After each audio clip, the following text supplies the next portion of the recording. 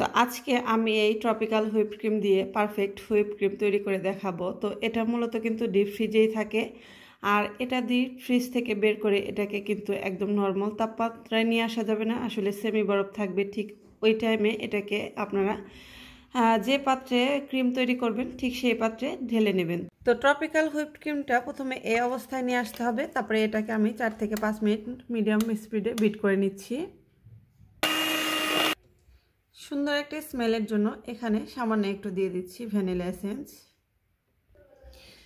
Perfect থিকনেসের জন্য দিয়ে দিচ্ছি এখানে 2 টেবিল চামচ গুঁড়ো দুধ।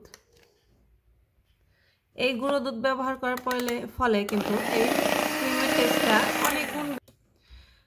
অনেক গুণ বেড়ে যাওয়ার কারণে খেতেও কিন্তু অনেক দুর্দান্ত লাগবে। তো আমি সাইডের অংশগুলো এইভাবে করে নিচ্ছি। এইভাবে অবশ্যই করে নেবেন, কারণ পাশেরগুলা কিন্তু নরম হয়ে থাকবে।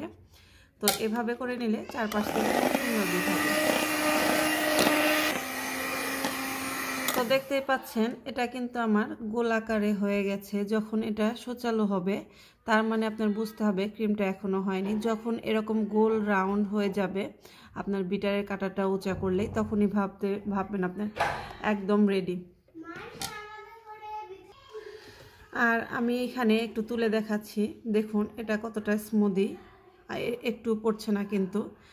তো এটাই পারফেক্ট হুইপ ক্রিমের রেসিপি। তো ভালো লাগলে অবশ্যই লাইক, কমেন্ট এবং বেশি বেশি শেয়ার করবেন।